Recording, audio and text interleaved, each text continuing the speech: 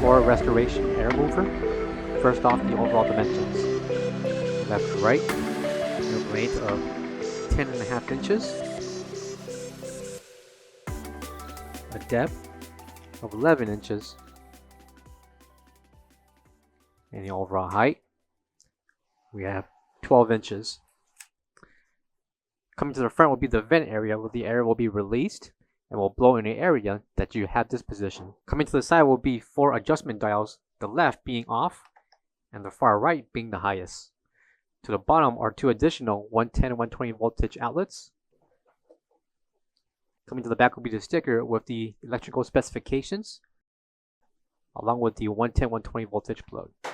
This air blower is used to prevent moisture mildew and contamination, and it can be placed on the floor, which the air will blow in that direction.